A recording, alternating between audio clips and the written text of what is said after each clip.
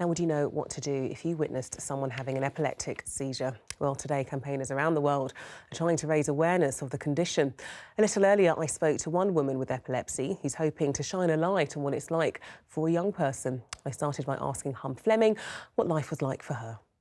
I have a form of epilepsy where I'm kind of semi-conscious, semi-unconscious. I can see and hear you, but I can't respond in any way. It's almost, I guess, like sleep paralysis, where you just can't move, you can't say anything, you can't communicate, and at the same time, my heart goes incredibly fast. I feel very, very unwell, and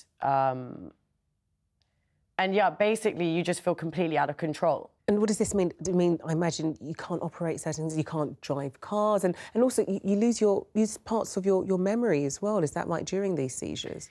Yeah, so one of my biggest, not side effects, my biggest symptom from the epilepsy I have is memory impairment. And I've lost a huge amount of memory from having it. It's quite depressing, and also it's difficult to deal with because you feel insecure in social situations when people are talking about experiences that you know is obviously a general knowledge, and I should know that.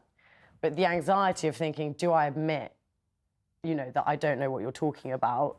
Or, lots of people say they don't recognize people.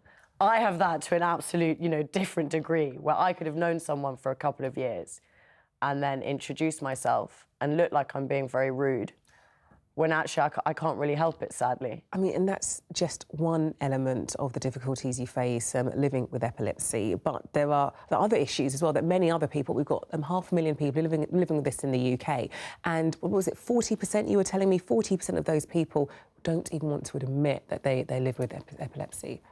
Yes, I think it's such a sad fact. I think it is around 40%, or, It's crazy to think that there's such a stigma around the condition and such a lack of understanding and knowledge to the general public. I mean, I myself will admit that even when I had the diagnosis, I think that the general awareness of it or understanding is normally that it's just someone, convulsing on the floor unconscious. There's no understanding that there's 40 different types of epilepsy in general.